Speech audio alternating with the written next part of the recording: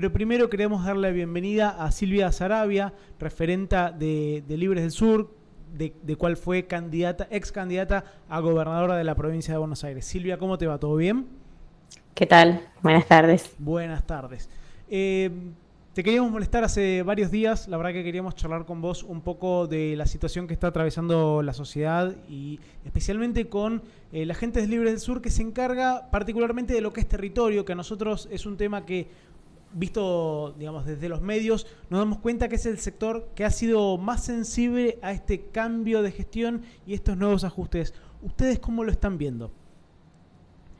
Bueno, creo que sí, que en esta primera etapa del gobierno de Milei, fundamentalmente la inflación es lo que ha golpeado más duramente y al haber dejado congeladas las distintas ayudas sociales o en algunos casos planteado un aumento recién para el mes de enero, bueno, lo que fue diciembre fue un mes muy, muy difícil, muy difícil. Y enero, bueno, también nos continúa siendo porque varias de los incrementos que se plantearon, por ejemplo, en la tarjeta alimentar, no terminan de recuperar la inflación de los alimentos que se venía acumulando desde el mes de agosto, por ejemplo, donde había sido la última actualización. Así que bueno, realmente tenemos una preocupación muy grande, ¿no? Por lo que está sucediendo. Algunos dicen, bueno, va a venir una catástrofe. Yo insisto en que la catástrofe ya está entre nosotros porque lo que está pasando fundamentalmente con poder garantizar el plato de comida en la casa de muchísimas familias, bueno, está siendo una dificultad enorme y que no se tiene en cuenta y que al mismo tiempo el propio gobierno que dijo que iba a tener una billetera abierta para asistir a los caídos, según su lenguaje bélico, bueno, no cortó todo tipo de asistencia alimentaria.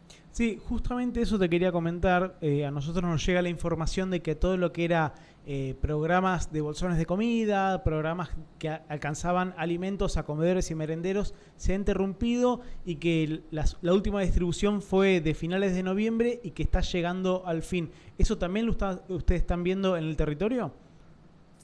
Sí, nosotros ya veníamos con dificultades con el gobierno anterior en la cuestión de la asistencia alimentaria porque se hacía de manera esporádica, nunca teníamos claro cuándo iban a llegar los alimentos, en un contexto, siempre hay que decirlo, de una pobreza, de una indigencia con índices realmente muy preocupantes.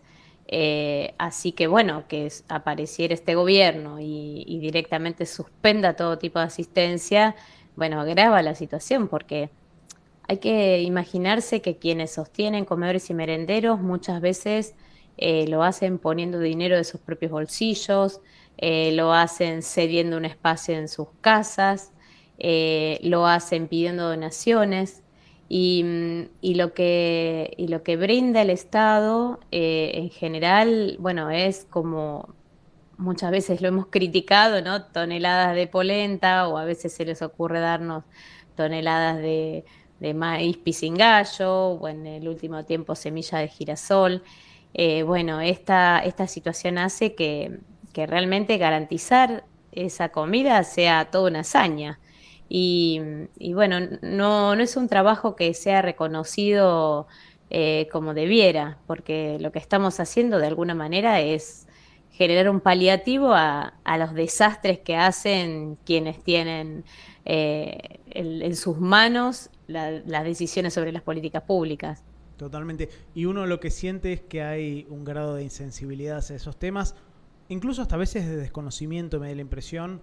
No veo a la ministra de Capital Humano, como se llama ahora, eh, ex- Petovelo. Petovelo, expresándose al respecto, comentando, analizando la situación social, etcétera. Creo que están más preocupados, si tuviera que decirte, por el resultado en la clase media, que obviamente va a venir después, porque va a tardar un poco más, porque por ahí tienen ingresos con paritarias y demás, pero que también va a llegar. Pero en este caso, esta población que está como silenciada de los medios de comunicación es totalmente preocupante y obviamente piensan que puede haber un estallido. La verdad es que creo que siento que los dirigentes políticos están avisando de esta situación, pero bueno, el gobierno nacional está haciendo muy poco al respecto.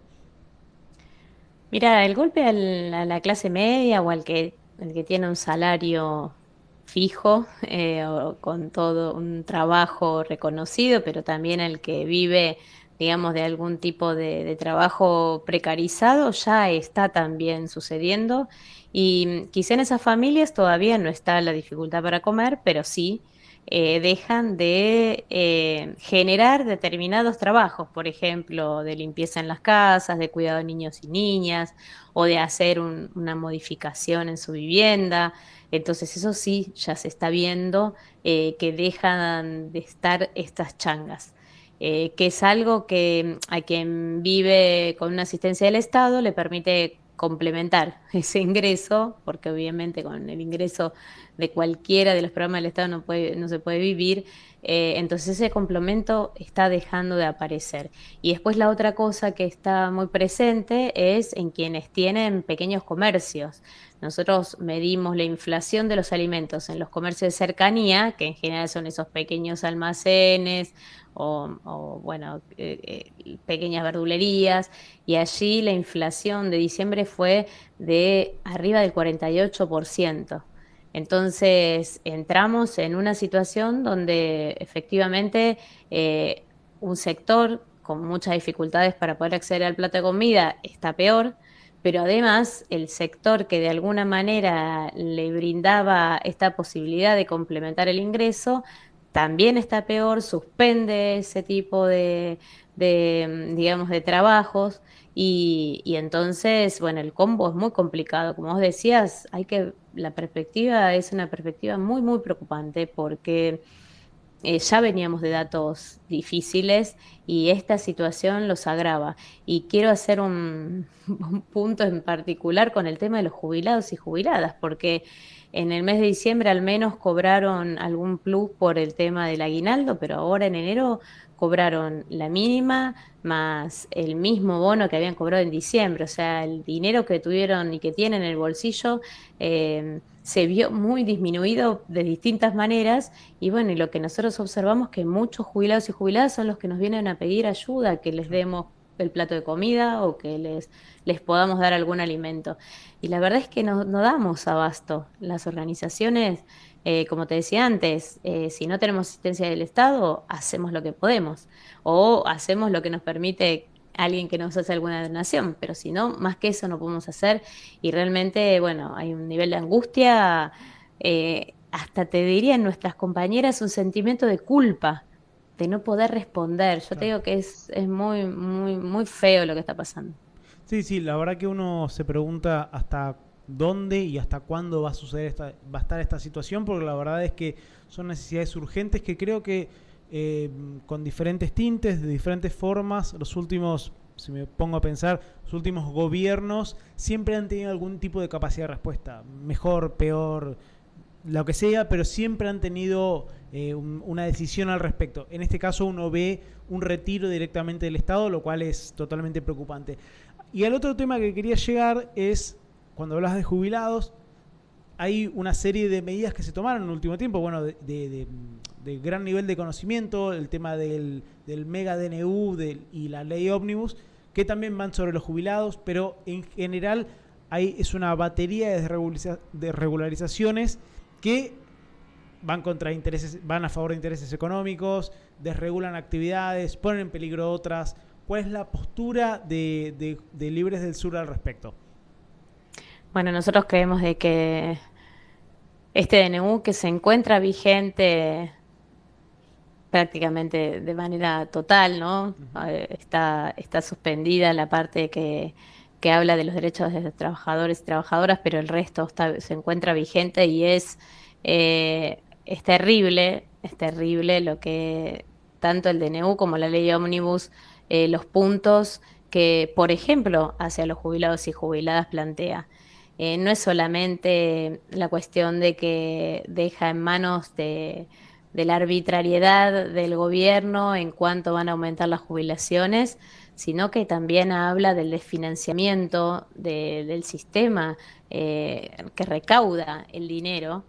no solamente en lo que hace, digamos, al fondo que hace tiempo fue creado, sino también porque elimina las regulaciones que hay hacia los empleadores, que haciéndoles el descuento a los trabajadores para las cajas previsionales, no tendrían ningún tipo de sanción si no lo hacen, como ocurre hoy, ¿no? Hoy hay una serie de cuestiones, por ejemplo, no se les otorgan créditos a los empleadores que dejan de hacer los aportes jubilatorios, algo que lo dice así expresamente, o sea, de regular esa cuestión, o sea, evidentemente hay un nivel de cinismo importante por parte del gobierno, que no le importa de ninguna manera sostener a los más débiles en todo esto, ¿no? Eh, no les interesa sean personas mayores, no les interesa sean niños y niñas. Es una perversidad de que hayan llamado a lo que era antes el Ministerio de Desarrollo Social, que hoy lo llamen Secretaría de Niñez y Familia, porque si algo están haciendo es destruyendo el futuro de nuestros niños y niñas, que si no comen hoy, van a tener muchísimas dificultades de salud, algo que ya viene ocurriendo, porque comer mal también te enferma, ¿no? Hay informes del propio Ministerio de Salud que hablan de la mayor incidencia, por ejemplo, de la diabetes y de los problemas cardiovasculares en niños y niñas cada vez más pequeños.